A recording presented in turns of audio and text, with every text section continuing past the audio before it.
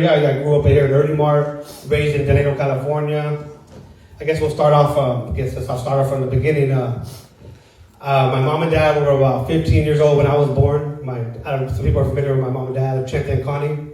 They're from this area in Earlimart, California. Yeah. And some of my earliest memories, I remember, because I know they were young kids, I grew up right here on School Street, right in the corner next to the field. I just remember there's always been like a lot of partying and stuff going on. I just remember a lot of people were wearing a lot of red. That was their favorite color, I guess.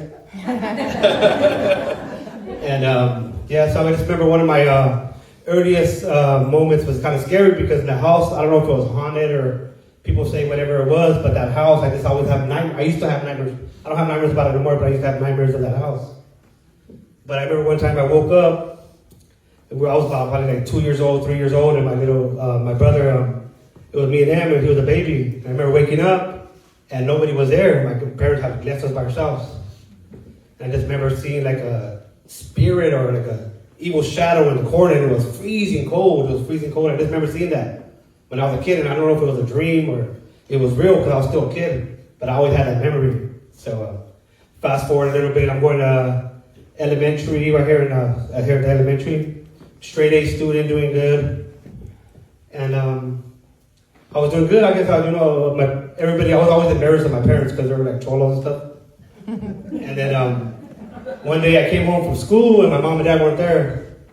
And it was my grandma, and she's like, "Hey, you're gonna go move with us in Delano." So in 4th grade, I moved to Delano, started going to school over there. I started doing good. I was doing good in Delano, living with my grandma.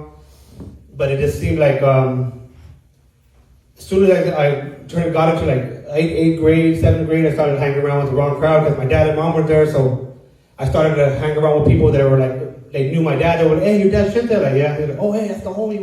So I would always kick it with people that kind of like in my situation with no parents and stuff like that, and like kind of drawn to them. So freshman year in high school, I got introduced to the gang lifestyle in Delano. There's a lot of gangs and stuff. So I got jumped into my gang at 14 years old. Tattoos, stuff, crazy, just a crazy lifestyle, just gangs, fighting, drugs, just crazy. If I was telling the stories, and there was so much stories, but it'd be like a movie, like Blood In, Blood Out or something. So I just grew up with this and that life, but I started going to church when I was like about 17 or 18. I thought my Nino Tomas is from here in Earlimart. I don't know if people are familiar with Tomas, rest in peace. Yeah. But I started going to church with him at the Apostolic Church right here down the street. And one day I went, and I was on a sick one. I was just burnt out, tired, on drugs. And I went, and they started praying for me, and I started speaking in tongues. That was the first time I started speaking in tongues. Yes. That was a long time ago, but I started speaking in tongues and everything, so I knew God was real. That's when I got touched with God. But at the same time, when I got the gift of tongues, that's when the demons started really attacking me and really going crazy with me. And so at that time I'm around 18 years old, living in Delano, just around gangs. My whole life is just weird because my parents were always like, they were not really like my parents. It's like, they were like my big brother or my big sister. Like we were partying together, and it was just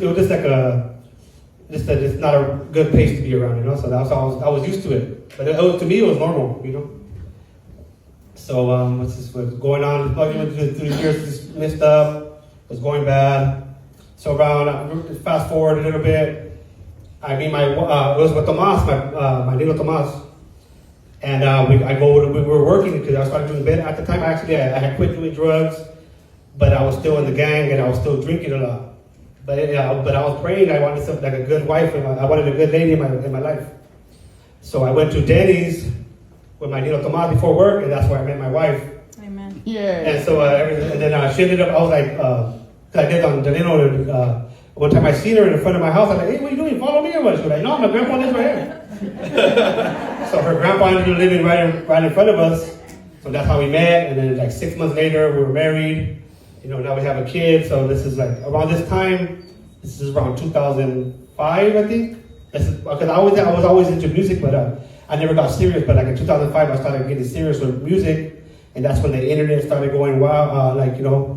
Coming around and YouTube and stuff like that, and I made a song, and it went viral, went all over the United States. I started getting paid off music, started traveling the world, started doing that like full time, but it was like I was like had a lot of people around me, but I just felt like I was empty. Like the stuff that I was rapping about was not, it was just chaos and it was causing damage. You know, people were using my music to go do dirt or whatever on other people, and I was just rapping about the wrong things. So this goes on for like 4 or 5 years, 6 years. Then finally I'm in a car with one of my friends, and we get pulled over, and there's a gun in the car. And they pull me over, and nobody takes the rap for it. So one of the guys ends up saying it was mine, even though it wasn't mine. So I ended up taking the rap for it. I go to prison. That was the first time. And during that first time in prison, I cried out to God because I knew it. I missed my kids. When I was a youngster, I used to go to jail and there was nothing. But now that I was older, I'm like, this is not the place to be, you know? So that's when I really got I felt God, I started reading the Word. But in jail, the Word is like kind of like frowned upon. You can't really, when you're around gangs, you can't really show weakness, or you can't show that, you know, about God or anything, because they'll think you're weak, you know what I mean? But I didn't care, but I started reading the Word, but I got out that time. Fast forward this couple years, but I went back to the rap game, because that's all I knew, that's how I made my money. So I started rapping again, same thing, drinking a lot, just getting nowhere. I didn't mean side jobs here and there, but I was always rapping. So fast forward a little bit, I ended up catching another case. But this time, this case is a first-degree murder case, and I'm looking at life in prison. So they got me just, I didn't do it. I can talk about it now because it's over. I was just there. And you know, when gangs, when they know you're a gang member, and they're using my rap against me, they're saying, oh, he's a gang member, so all they have to do is prove that I was in a gang in order to convict all of us for it. Even though I didn't do it, they could say, well, it was gang related, it was for the benefit of a gang. So this is the year 2000, right when COVID, the first month of COVID really had hit, that's when they come arrest me, they come get me. They say whatever, they had enough evidence to give me, I get indicted by the police and all that, the DA and all that. So I get indicted. And I'm in prison. I'm in county jail right here in Bakersfield. And it's scary. It was the scariest time ever, because when I got to jail, there was nobody there. They left me there's like a basement, like under where the people park at, under the buildings in downtown Bakersfield. I don't know if you're familiar with it. But they left me, the cops were, because everybody was scared of COVID. Nobody thought no knew what it was. So they left me, and the cops came, dropped me off, and left me there, and left. And then people came out in suits.